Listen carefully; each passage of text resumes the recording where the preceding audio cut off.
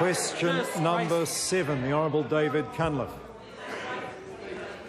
The Honourable David Cunliffe. To the Minister of Finance, does he agree with the statement of the Prime Minister, who he's lovingly looking at, that with respect to bank interest rates, quote... I invite the Honourable Member to reflect on how that actually assisted the good order of the House. It's bound to lead to disorder and is not helpful. I ask the member to start again. Be delighted, Mr. Speaker. Does he agree with the statement of the Prime Minister that with respect to bank interest rates, we have an impasse now? If there's something that should be done, let's act. If not, why not? The Honourable Bill English. Mr. Speaker, yes, I do agree with the Prime Minister. He quite correctly was saying that we have a range of mechanisms that monitor the financial system. When one of those mechanisms alerts the government to the need for policy action, we will act. In this case, with respect to bank interest rates, the Reserve Bank has made a careful study of the issue. It has published its findings, but has not recommended any particular action to the government, probably because it's not obvious what action the government could take to deal with bank margins on interest rates. The Honourable David Cunliffe. Mr. Speaker, if the Prime Minister believes that further action is required, does he agree with the New Zealand Manufacturers and Exporters Association that, quote, a proper debate on bank margins will be helpful because, as Alan Bollard has already noted, short-term margins are too high and generally margins have increased since the financial crisis? And if so, why has his government not taken seriously the concerns of New Zealand's hard-working exporters? The Honourable Bill English. Mr. Speaker, the government does take seriously the concerns of hard-working exporters, and they're all very glad that we're acting on their concerns, which have built up under 9 years of mismanagement under that government. That member should also advise the House that when he was a minister in a government, banks made record profits. They had record interest rate margins, and interest rates were at much higher levels than they are now. A set of facts pointed out by the Honourable Jim Anderton in the media yesterday and today. So how's he going to explain his expertise in getting bank profits down when under him they were at record levels? Aaron Gilmore. What independent assessments of the need for further investigation has he seen? The Honourable Bill English.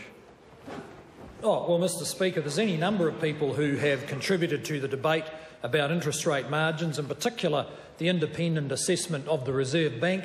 They have published their finding, and I think it's important for those who are going to be invited to some meeting of the opposition caucus that what they're being invited to is not an inquiry, and the progress of it is utterly predictable, that people will turn up, they will complain about the banks, as we all do.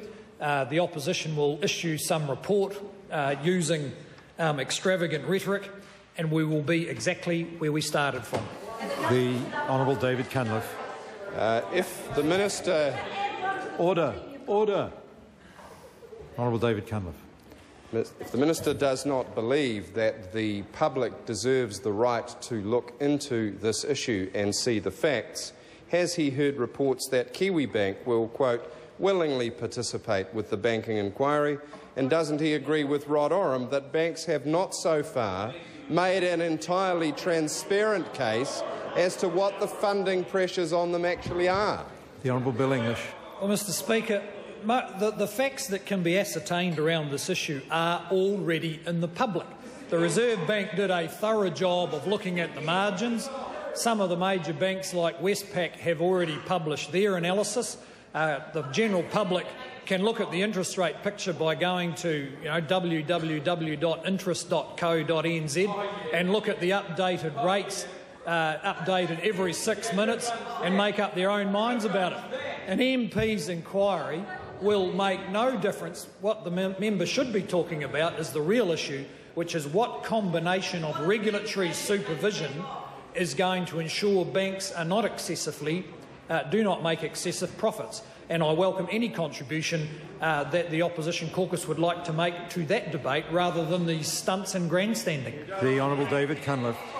If he would, as he says, welcome a reasoned contribution, why does he say that there is no need to act on calls from the New Zealand Manufacturers and Exporters Association, Federated Farmers, the Productive Economy Council, a range of economic commentators, unions like the Financial Services Union and the CTU, and banks like Kiwibank, who all believe there is real merit in questioning the pass-through of the official cash rate into short-term interest rates?